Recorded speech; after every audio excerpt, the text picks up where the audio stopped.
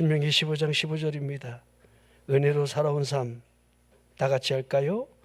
너는 애굽 땅에서 종되었던 것과 내 하나님 여호와께서 너를 속량하셨음을 기억하라.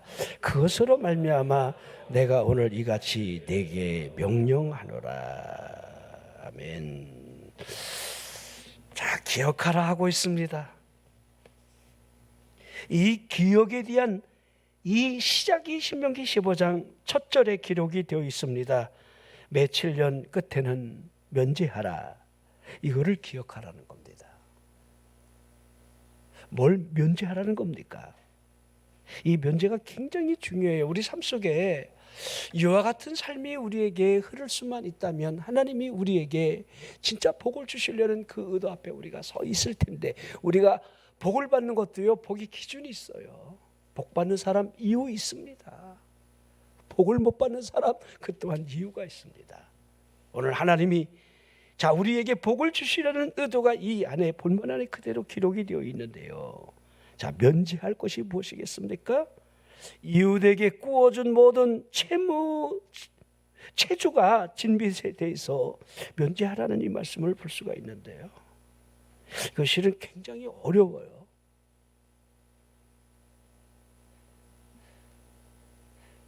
빚 갚어 이러잖아요. 근데 면제주라고 그렇게 하고 있는 이 하나님의 의도가 뭘까? 과연 이 복을 주시려는 하나님의 의도가 뭘까? 뭐 꽂은 사람은 낯빛이 안 좋겠지만 많이 꾼 사람들은 좀 마음을 좀 편하게 하나님이 그렇게 하고 계시는구나 하는 말씀이 되는 것 같습니다. 신명기 15장 4절 5절 볼까요? 내가 만일 내 하나님 여호와의 말씀만 듣고 내가 오늘 내게 내리는 그 명령을 다 지켜 행하면 내 하나님 여호와께서 내게 기업으로 주신 땅에서 내가 반드시 복을 받으리니 너희 중에 가난한 자가 없으리라. 하나님께서 반드시 복을 주고 너희 중에 가난한 자가 없게 하려고 하는 그 의도가 이 안에 그대로 녹아져 있습니다. 하나님이 꾸어줄지라도 꾸지 아니하시는 복을 주신다라고 하는 그 복을 한번 생각해 보십시오. 타국을 통치할지라도 통치를 당하지 않을 것을 약속하시는 이 복받음에 대한 이 방법이 무엇인가를 말씀을 하고 있는 겁니다. 다 같이라는 거예요. 누군가가 내 백성 중에서 가난한 자가 있기를 원하지 않는 하나님의 복주심의 마음이 그대로 녹아져 있습니다. 가난한 형제에 대하여 내 마음을 완악하게 하지 말 것을, 내 손을 움켜잡지 말 것을 하나님이 말씀을 하셨습니다. 반드시 내 손을 펴서 할 수 있는 한 그가 필요한 모든 쓸 것에 대하여 넉넉하게 꾸어줄 수 있으면 꾸어주라. 지금 시대하고는요 상황이 다릅니다. 지금은요 은행에서 우리가 돈을 꿀 수 있는 것만큼 꾸는 것이 사실입니다. 실은 사람한테 가서 뭔가 돈을 꾸어달라 요구할 때는 그 사람은 모든 관계성에서 파산이 됐다고 볼 수 있어요. 그러니까 내가 사람에게 여러분들 돈을 이렇게 준다는 사실은요, 이거 그냥 준다고 생각해야지 그것을 다시 받겠다라고 하는 마음이 들어있다라고 한다면 반드시 서로 상처를 입게 되는 거예요. 특별히 이와 같은 행위에 대한 이 당시로 돌아가 보자는 거예요. 어려운 자가 꾸어달라 할 때에 은행 같은 그 역할을 반드시 해야 하는데, 특별히 내 마음에 악한 생각을 품지 말라는 이유는 일곱째 해가 되는 면죄년이 가까이 올 때에 사람들은 얼마든지 손익계산을 할 수 있다는 거예요. 여러분, 이제 면제하는 날이 가까우는데 그 전해에, 그 몇 달 전에 마음껏 여러분들 돈을 그 누군가가 빌려준다? 이건 어렵다는 거지요. 조금 있으면 이 모든 것들을 면제를 해줘야 되는데 하나님의 말씀이 그렇게 기록이 되어 있는데, 궁핍한 형제를 바라보면서 악한 눈으로 쳐다보지 않겠습니까? 아무것도 주지 않는 그 행위에 대해서 하나님께서 죄악이라고 이렇게 말씀을 하고 있는 겁니다. 신명기 15장 10절입니다. 너는 반드시 그에게 줄 것이요 줄 때에는 아끼는 마음을 품지 말 것이니라. 이로 말미암아 네 하나님 여호와께서 내가 하는 모든 일과 내 손이 닿는 모든 일에 내게 복을 주시리라. 하나님이 복을 주신다. 하나님이 이러한 일에 복을 주신다 라고 하는 그 마음이 어떤 마음일까요? 곤란한 자가 있을 때에 궁핍한 자를 향하여 우리의 손을 얼마나 펼칠 수 있느냐라고 하는 데에 있다고 생각이 되어집니다. 우리 예수님이 오른뺨을 때리거든 왼뺨도 돌려대라. 우리 여러분 그런 말씀들은 너무도 잘 알고 있잖아요. 오리를 가자 할 때 심리를 같이 걸어가 주라. 겉옷을 달라 하느냐 네 속옷까지 벗어줄 수 있어야 한다 하시는 그분의 의도, 그분이 하신 그 말씀이 오늘 신명기에 하나님이 이스라엘 백성들에게 가난한 자가 없게 하고 하나님의 복을 주시려는 그 의도들을 분명하게 우리에게 말씀하고 있는 거지요. 자, 그러면서 너희들이 종이 되어 6해 동안 섬긴 사람이 있다 할 때에 7째가 되는 해에 놓아주라, 자유를 주라 하시는 말씀도 같은 의미의 말씀이라 할 수 있습니다. 자, 부득이하게 종이 된 사람, 돈에 의해서 여러분들 그 빚을 갚기 위해서 여러분 자원으로 종이 된 사람, 그 종이 된 사람은 반드시 6년까지만 일을 시키고 7년이 되는 이 면제 내내 반드시 자유를 줘야 한다는 거예요. 자유를 줄 때에 그냥 빈손으로 가게 하지 말고 후하게 주어서 보내라는 거예요. 자, 하나님께서 복을 주신 대로 그에게 줄 그 명령을 오늘 이 본문에서 그러기에 그 이유를 오늘 본문의 말씀이 가르쳐주고 있는 겁니다. 자, 15절 말씀이지요. 너는 애굽 땅에서 종 되었던 것과 내 하나님 여호와께서 너를 속량하셨다는 사실, 종이라는 거, 자유를 얻었다는 거, 속량이지요. 이거 반드시 너희들이 기억할 일이라는 사실을 말씀을 하고 있습니다. 자, 누가복음 17장에 보면요, 바리새인들이 우리 예수님을 향해서 하나님의 나라가 어느 때에 임할 것인가에 대한 이 물음은요, 아주 집요할 정도로 계속해서 하나님의 나라, 하나님의 나라, 하나님의 주권적 회복. 근데 우리 예수님이 하나님의 나라가 볼 수 있는 것으로 임하지 않는다 하시면서 여기 있다 저기 있다 말하지 말라, 하나님의 나라는 너희 안에 있다, 이렇게 말씀을 하셨거든요. 자, 하나님의 나라가 너희 안에 있다라는 이 말씀의 의미를 우리 예수님이 그 뒤에 하나하나 여러분들 설명을 해 나가는 걸 통해서 우리에게 교훈을 주고 있습니다. 우리에게도 하나님의 나라가 지금 임하고 있는데 이 시기적인 상주들을 그대로 주님이 하신 말씀 안에 찾을 수 있다는 거예요. 노아의 때라는 거예요. 롯의 때와 같다, 이렇게 그 인자가 임하는 그 하나님의 나라의 때는 그 때를 보라 하고 있습니다. 자, 노아의 때를 보십시오. 방주에 들어가는 그 시간까지 그 사람들이 먹고 마시고 장가들고 시집가고 홍수가 나서 다 멸망을 당할 때까지 그들이 그렇게 했다는 거예요. 롯의 때를 보십시오. 먹고 마시고 사고 팔고 심고 집을 지었다 하고 있습니다. 소돔에서 하늘의 심판에 불과 유황이 비오듯 여러분 심판할 때까지 그들은 그 행위를 하고 있다는 거예요. 자, 그런데 여러분들 노아는 다르죠. 자, 롯은 급박하게 천사의 손에 이끌려 여러분들 지금 소아라는 성을 향해 지금 걸어가고 있는 거죠. 여러분들의 그 발걸음이 지금 이 마지막 때에 인자가 오시는 그때에 여러분의 발걸음이 성전을 향해 있고 여러분의 하늘을 향해 있다라고 한다면 하나님의 나라가 여러분 마음에 이미 임해 있다는 거예요. 하나님의 나라가.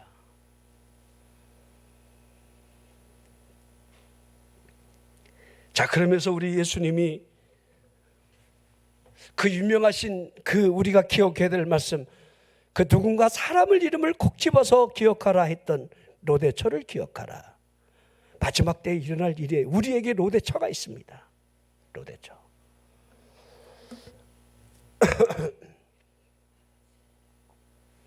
참 희한합니다.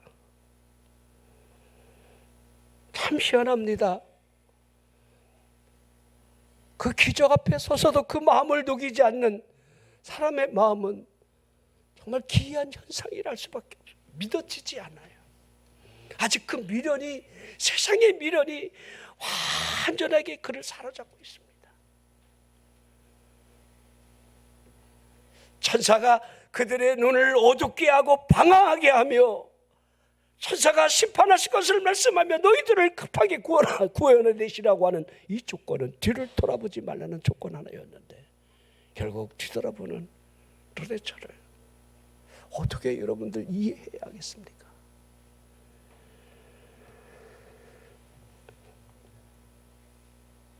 자, 로대처의 모습이 내 안에 있다라고 한다면 이런 일이 반드시 우리 앞에 현실이 될 겁니다.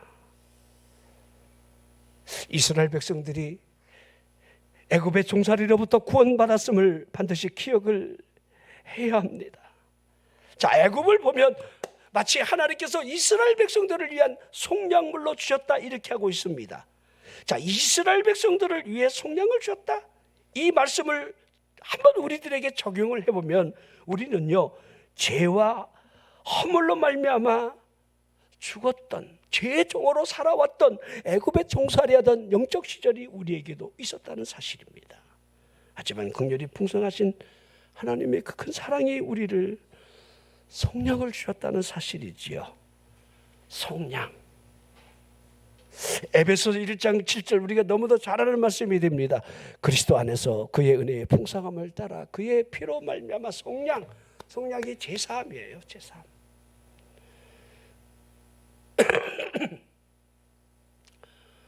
자, 우리 여러분들이 옆에 이제 구원파들이 얘기하는 이 구원파는요, 저 제사함의 비밀, 이렇게 제사함에 대한 이야기를 굉장히 많이 하는데요. 제사함, 속량, 이거 예수의 피밖에 없어요. 그 피가 우리를 사해주는 건데 옆에 있는 사람들은요, 제사함의 방법을요, 부칙을 너무 많이 다른 거예요. 한 번 제사함 받았는데 왜 자꾸 제사함 달라고 그러냐. 그러니까 이상한 방향으로 해석을 하고 방향을, 눈을 여러분들 바꾸게 하는 거죠. 마치 제사함을 받지 않은 것처럼. 제사함 그렇게 어렵지 않아요. 그분의 피가 속량해 주는 거예요. 그분의 피가. 그 외에 그 어떤 행위가 주어짐으로 더 큰 속량이 된다, 작은 속량이 된다, 그런 말씀은 전혀 성경에 기록되어 있지 않습니다. 속량을 위한 그분이 화목제물 되심을 우리에게 그대로 죄의 담당을 보여주고 있지 않습니까? 이사야 53장 6절에 우리는 나 양 같아서 그릇 행하여 각기 제 길로 갔거늘 여호와께서는 우리 모두의 죄악을 그에게 담당시키셨도다. 이 일로 말미암아 그분이 우리의 화평이 되셨고 중간에 막힌 담을 자기의 육체로 허시기 위한 그 원수를 십자가로 소멸하셨다는 사실을 우리에게 보여주고 있는 거죠. 하나님의 화목제물, 하나님과 가까이 갈 수 있는 길을 열어놓은 거죠. 내가 곧 길이요 진리요 생명이다. 나로 말미암지 않고는 아버지께로 올 자가 없다. 아버지께로 갈 길을 열어놓은 거죠. 에베소서 2장 13절을 보십시오. 이제는 전에 멀리 있던 너희가 그리스도 예수 안에서 그리스도의 피로 가까워졌느니라. 그 피지요. 자, 속박을 보십시오. 이스라엘 백성들이 애굽에서의 종살이는 속박이라 할 수 있습니다. 결코 대항할 수 없는 힘에 예속된 구속이라 해야겠지요. 바로를 대항하며 스스로를 여러 번 속박으로부터 벗어난다? 불가능한 일입니다. 아마 바로를 여러분들 향해서 대항을 하거나 조력적인 항거를 할 수 있다. 북한의 김정은을 향해서 여러분 조력적인 항거가 가능하겠습니까? 모르는 게 아니에요. 알아요. 그러나 그 속박이 얼마나 강하면 풀 수가 없는 거예요. 자, 이와 마찬가지지요. 타락한 영혼을 보십시오. 죄의 속박으로 매여 있다 해야 합니다. 인간의 본성을 먹고 있는 이 속성은 그 누구도 스스로 못 끌어내는 거예요. 악에 익숙해져 있는 그 인간이 선을 행한다는 일은 불가능하다 해야 합니다. 그 누가 죄로부터 스스로 끊어낼 수가 있겠습니까? 이건 안 돼, 이건 죄야. 여러분들이 생각은 많이 해요. 분별은 많이 해요. 하지만 그 의지를 그 누가 여러분들 꺾어낼 수가 있겠습니까? 예레미야 13장 23절을 볼까요? 구스인이 그의 피부를, 표범이 그의 반점을 편하게 할 수 있느냐? 할 수 있느냐? 할 수 있다고 가정해 보자는 거예요. 여러분들 이 흑인의 피부를 백인으로 바꿀 수 있다고 한번 해보자는 거예요. 표범의 얼룩얼룩 반점을 좀 변하게 할 수 있다고 가정해 보자. 하지만 악에 익숙한 너희가 선을 행할 수 있으리라는 착각은 하지 말라는 거예요. 불가능하다는 이야기를 하고 있는 겁니다. 인간을 얽어매고 있는 이 죄의 속성은 오직 그분의 피만이 적셔져야 골로새서 1장 13절에 그 아들 안에서 우리가 속량 곧 제사함을 얻었도다 하고 있습니다. 여러분, 우리가 속량할 수 있는 길이 이 땅에 뭔가 제시되어 있다라고 한다면 하나님의 아들이 보좌를 버리고 이 땅에 오실 이유가 있었겠습니까? 오실 이유가 없습니다. 인간은 그만큼 악한 공중 권세자의 여러분 지배를 받고 있어요. 에베소 2장 2절에 말씀하고 있죠. 그때 너희는 그 가운데서 행하여 이 세상 풍조를 따르고 공중의 권세 잡은 자를 따랐다. 곧 지금 불순종의 아들들 가운데 역사하는 그 영과 누가 여러분 싸울 수가 있겠습니까? 죄가 폭군이 되어 강압으로 다스리고 있는 그 뒤에 그 악한 영이 있는데 그 누가 이 악한 영과 싸워 이길 수가 있겠느냐 이 말입니다.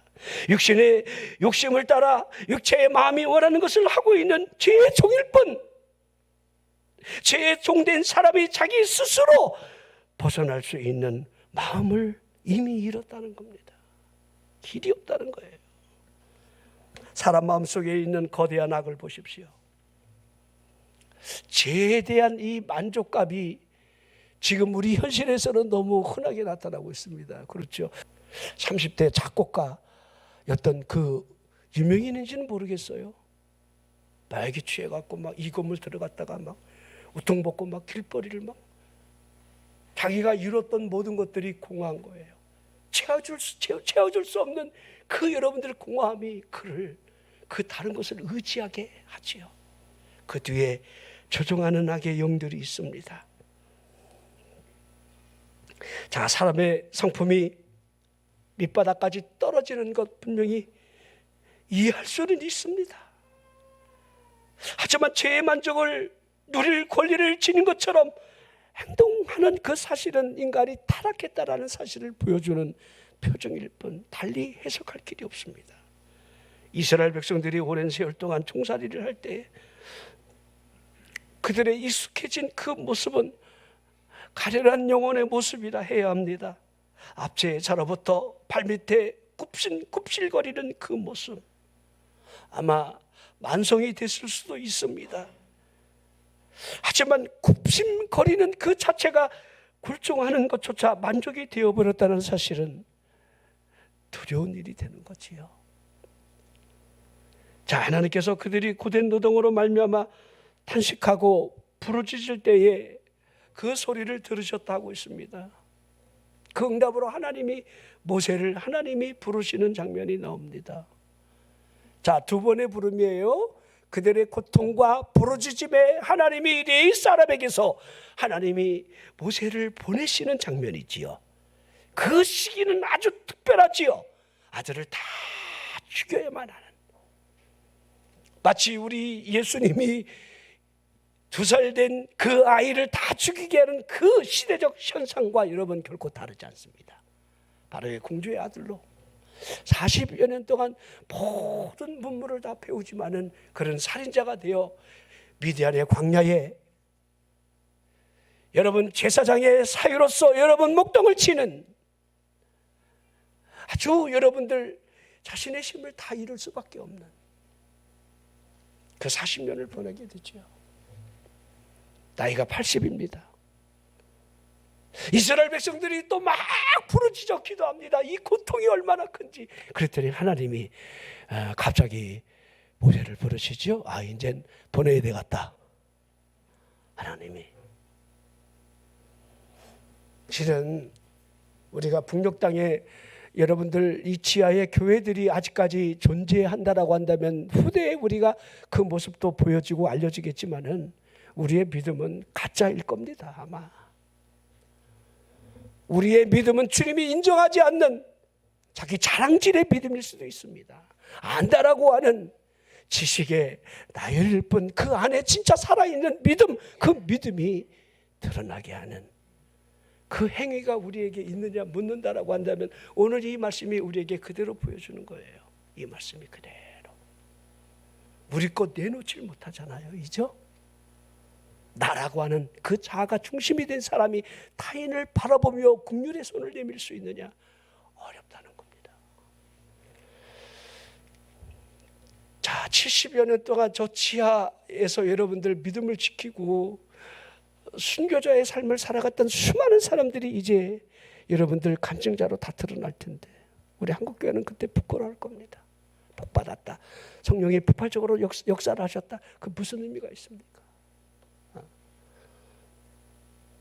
진정으로 지금도 여러분들 세계 오지에 나가서 선교사의 그 역할을 감당하고 있을 그 누군가의 아픔과 복음의 힘겨움은 그들이 그분의 그 피에 대한 그 여러분 보응을 하고 있는 현장에 있다. 저는 그렇게 볼 수밖에 없습니다. 바로가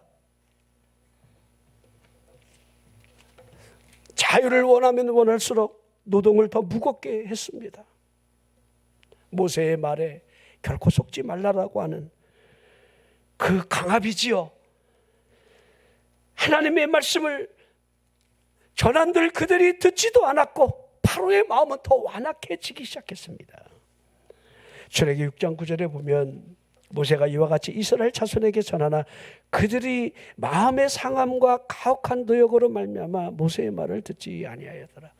자, 모세는 중간에 끼어 있는 거죠. 하나님의 말씀을 전하면 바로는 여러분들 흥분하고 이스라엘 백성들은 그 가혹한 노역으로 인해서 모세의 말을 듣지 아니할 수밖에 없는, 너 때문에 우리가 지금 살아가고 있는 삶의 현실이 더 무거워지는 그 고통을 호소하고 있다는 겁니다. 자, 이 겁쟁이들을 보십시오.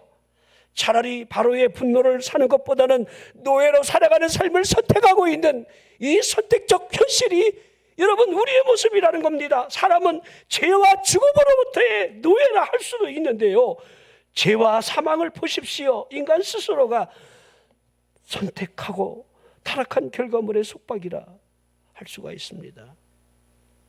죄의 사슬에 자신 스스로가 메인죄로 속박의 사슬로부터 입맞춤을 하고 있는 모습을 하고 있는 거예요. 죄의 삭은 사망이라 하고 있는데 그 사망을 보지 못하고 있습니다. 사망의 길로 걸어가면서도 쾌락의 어리석음으로 그 탐닉을 하고 있는 가련한 영혼의 모습을 보고 있는 겁니다. 세상에 줄 수 있는 천박한 그 열매들이 행복이라고 착각하며 살아가는 사람들이 얼마나 많습니까?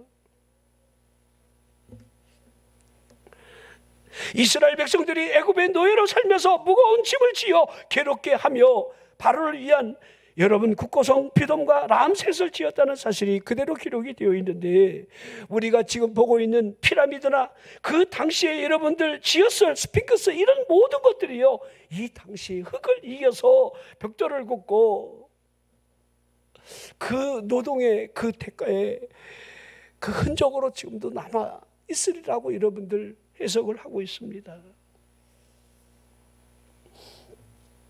자, 그들의 독립을 요구하는, 하나님을 경배하러 이제 이 람셋을, 이 애굽을 떠나는 그들에게 이 바로는 이제 강하게 여러분들 제안을 하고 있죠. 심지어는 산하 제안까지 하고 있죠. 그 유대민족의 미래를 끊으려 하고 있습니다.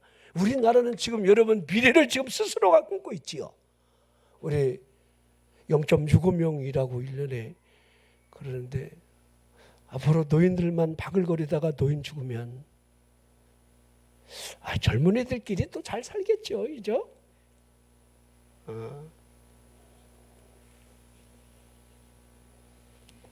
주님이 오시겠지요. 저는 그런 생각을 해봐요. 이스라엘 백성들이 노예 생활을 하면서 그 강압 속에서 자유를 잃어버리고 그 뭔가 여러분들 이 포기하고 마는 그 삶의 현실이 우리가 영적으로 살아가는 우리 기독교인에게 여러분 죄인의 모습이 다르지 않다고 보여집니다. 사탄이 죄인을 향해서 얼마나 강압적으로 여러분 하겠습니까? 어떨 때는 그렇죠. 오늘 사자와 같이 막 위협을 하고 광명한 천사처럼 타협을 하고 유혹을 하고 그렇죠. 주께로 가까이 가는 것을 막을 텐데 인생 뭐 있어? 알코올이지. 인생 뭐 있어? 즐기는 거지. 인생 뭐 있어? 인생이 이 땅이 여러분 인생이 끝난다고 한다면 인생을 즐겨야죠.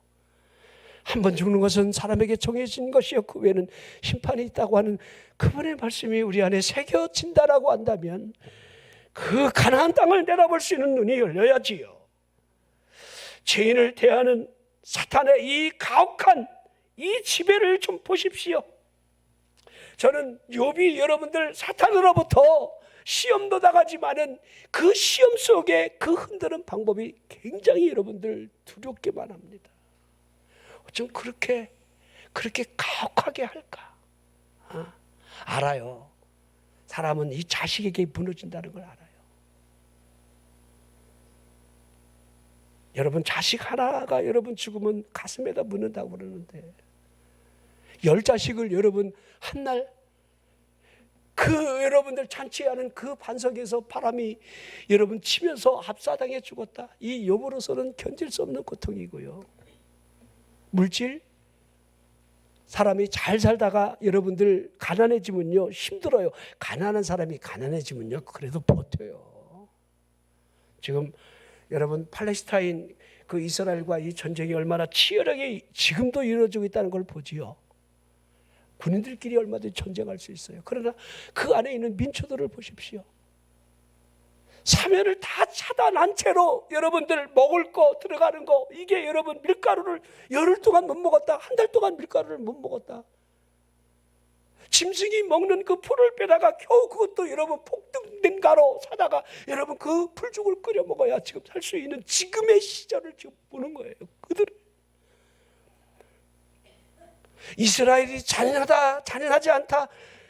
여러분 저 팔레스타인 피어로가 여러분들 하마스가 잔인하다 이걸 다 떠나서 여러분 불가피하게 일어나는 전쟁이라 합리화시키기 전에 인간이 할 수 있는 최대의 악들을 보는 겁니다. 한반도에서 전쟁이 일어날 때 타인으로 보는 시선들이 여러분들 우리에게 긍휼이라고 생각하시면 안 돼요. 이건 우리의 현실의 문제예요. 대만과 여러분 중국이 전쟁을 일으키면 한반도에 있는 여러분 25,000명 여러분 미군 주한미군들이 여러분 전쟁에 개입하러 여러분들 분명히 갈 겁니다. 그러면 이 공백기에 김정은이가 분명히 또 한반도에 여러분 정규전이 됐든 전면전이 됐든 국지전이 됐든 분명히 전쟁이 일어날 텐데 그때 여러분들 어떻게 하시렵니까? 아비규환의 사태가 막 일어날 텐데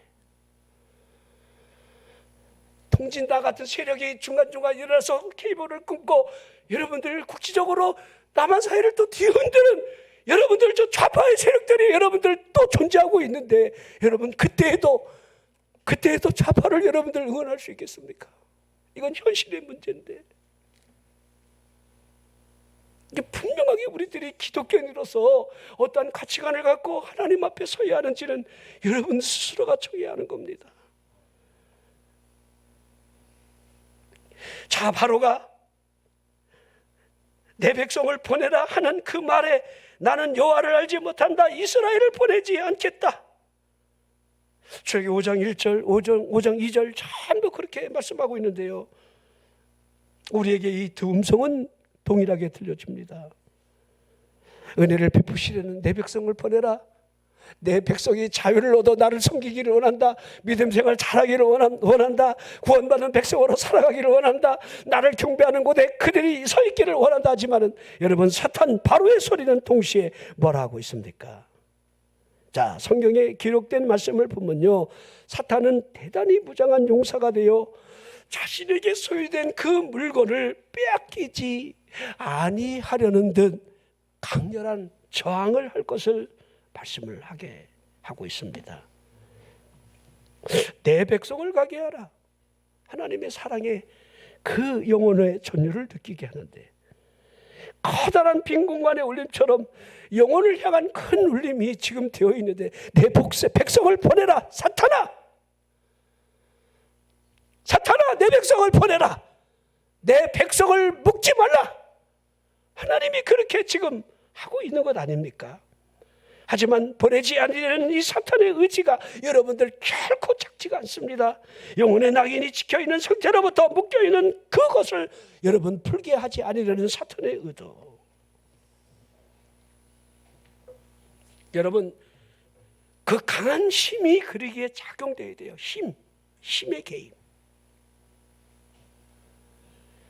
자, 이스라엘 백성들이 구원을 받기 위해서 여러분 애굽에 주어진 하나님의 강한 개입, 그 힘을 보십시오. 힘의 개입. 바로를 10번씩이나 두들기죠. 유월절 전에 여러분들 그 피를 발름으로 말미암아 넘어가는 것은 그 죽음으로부터 넘어가는 거죠. 그러나 애굽 전역에는 여러분들 왕의 바로의 장자부터 맷돌가는 여인의 장자까지 전부 곡소리가 나는 거죠. 장자는 하나님이 다 죽여버려요. 그때 두 손 드는 거예요. 애굽 온 전역에 여러분 초상 치르지 않는 집이 한 집도 없는 거예요. 이제 견딜 수 없는 극한의 꼭지점에 다다르니까 그들을 막 금은 폐물을 주면서 나가라고 그러는 거예요. 이제 나가라고. 너희들 있으면 우리 다 죽게 생겼다고. 여호와 하나님이 지금 심의 계획이 얼마나 두려운지 막 가라고 그러죠. 하나님의 강한 힘. 누가복음 11장 20절 볼까요?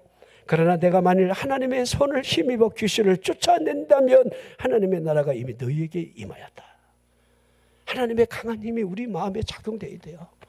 이 안에 있는 거 있잖아요. 우리 안에, 우리 영혼, 우리 영적인 거예요. 우리 영적인 우리 안에 그 강한 힘을 더 강한 힘으로 말미암아 하나님이 밀어내버려야 돼요. 쫓아내야 돼요. 하나님의 나라가 우리 안에 그대로 임할 수 있도록. 자, 그분이 이 자유를 주시러 오신 것 아닙니까? 예수 믿는 나에게 뭡니까? 하나님의 자녀가 됐다는 게 무엇입니까? 자유함을 얻었다는 겁니다.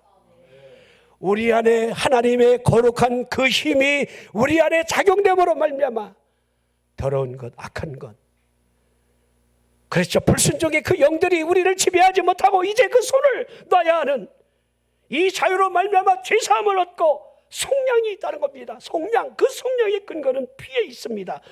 그렇죠. 자, 하나님의 강한 그 힘과 더불어서 뭔가 하나님이 여러분들 속량을 위한 속량의 방법이 있어야죠. 속량의 방법, 죄를 용서하려는 방법.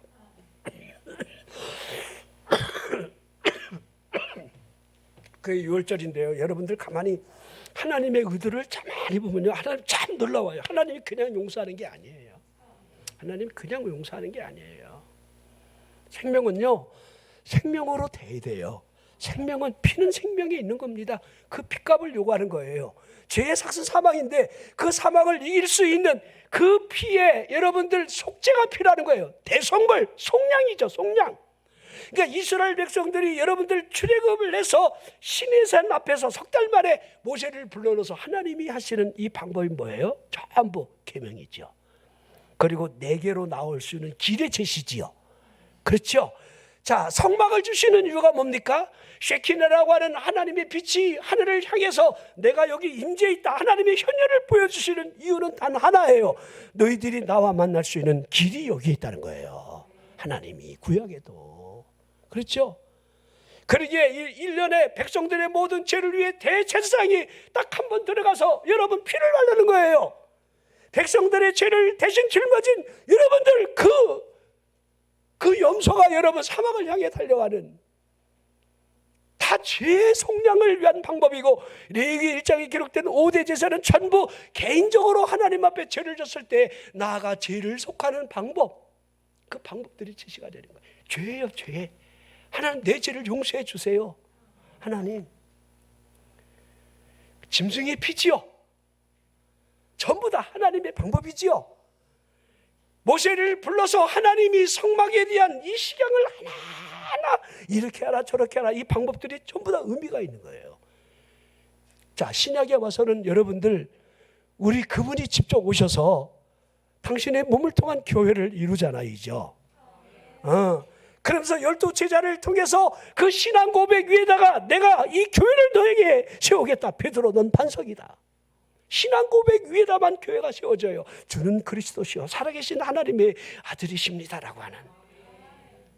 여러분, 이게 믿어지십니까? 여러분 안에 이 믿음이 없다라고 한다면 여러분 안에, 여러분 하나님의 교회는, 하나님의 나라는 세워지지 않습니다.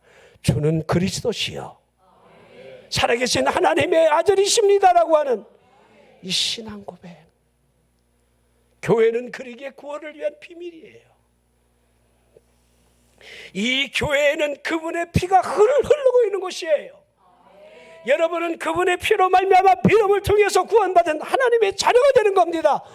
우리의 힘으로. 여러분이 만약에 구약시대에 우리가 살았다라고 한다면 왕이나 족장이나 평민, 여러분 가난한 자는 여러분 그러기에 곡식의 가루라도 여러분들 같이 그 피의 제단에 같이 섞어 여러분들 하나님 앞에 올리는 거예요.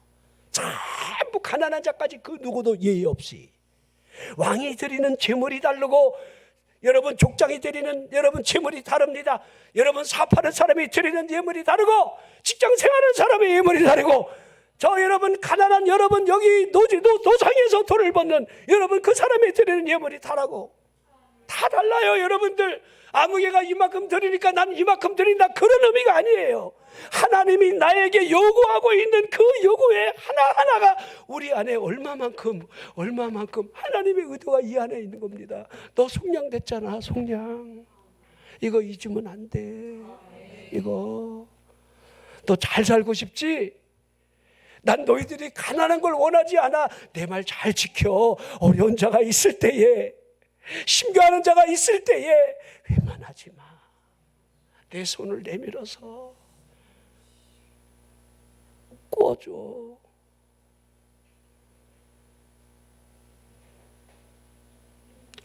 자, 여기 곡식을 벤다면, 곡식 베릴 때 혹시라도 여러분들 이렇게 잊어버리고 온 곡식 단들이 있잖아요. 우리 어릴 때도 그랬는데 이제 탈곡을 하고 옆에 이렇게 또 떨어진 거, 이런 거 다시 주스러 가지 말라고 하나님이 그렇게 하신 거예요. 우리나라가요, 꼭 하나님의 말씀의 법을 옛날부터 마치 지켰던 민족 같아요. 이걸 가만히 보면요. 자, 곡식 줄기에 있는 그 한 톨까지 훑지 말라는 것이 하나님의 방법이었습니다. 감람나무 열매는요, 포도나무의 수확은요, 2번 하면 안 돼요. 대충 한 번 따면 2번째 따로 가면 안 돼. 근데 이게 시기적으로 따는 방법이 달라갖고 좀 다르지만은 여러분들 이 시기에 감람나무, 포도나무 한 번만 수확하래요. 나머지 거는 가난한 자가 가서 따갈 수 있도록 하라는 거예요. 가난한 사람을 배려하라는 거지요. 애굽의 종살이 너희들이 할 때에 곡식 몇 알을 밭에서 주워다가 눈물 젖은 빵을 만들어 자녀들을 먹인 적을 너희들이 잊으면 안 된다는 거예요. 쉽게 말할까요? 이 깨구리가 울챙이 시절을 기억 안 하면 안 된다는 거예요.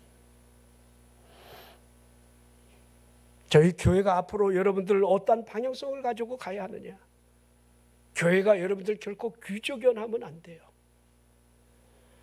지하실에 있었던 그 초심을 잃지 말고 정말 누군가를 섬기기 위해서, 그 영혼을 건지기 위한 영혼의 몸부림이 있는 교회. 우리 교회가 규모가 얼마다, 성도들이 얼마다, 재력이 얼마다, 그런 여러분 자랑질을 나열하는 교회가 아니라 사람들로부터 칭찬의 대상이 되고 뭔가 우쭐거림에 여러분들 그 목적이 그 교회에 정해져 있다라고 한다면 그 교회는 실패하는 겁니다. 하나님이 하신 말씀 그대로 우리가 얼마만큼 그 힘을 나눌 수 있느냐, 여기에 달려 있다고 생각이 되어집니다. 나는 우리 성도들이 하나님의 복을 받기를 바랍니다. 하나님이 주시는 복, 그 복을 여러분들이 잊지 아니하고 그 복을 하나님의 영광을 위해서 하나님의 말씀을 따라 여러분들이 얼마나 나눌 수 있느냐, 그것도 즐거운 마음으로, 기쁜 마음으로. 그렇게 난 하나님이 여러분의 사업장이나 일터나 앞으로 계획하는 우리 가문들이 하나님의 큰 복을 받되 내가 속량되었다는 사실을 잊으면 안 돼요. 하나님이 복을 주시라는 그 의도 앞에 하나님이 나를 어떻게 이끌어 가실까 아무 생각 없이 그렇게 살지 말고 하나님이 나에게 복을 주면 이 복을 통해서 뭘 하시려는 걸까라고 하는 그 눈이 열려지고 계속해서 하나님이 주시는 이 복을 누리는 귀한 백성 되기를 주의 이름으로 축원합니다.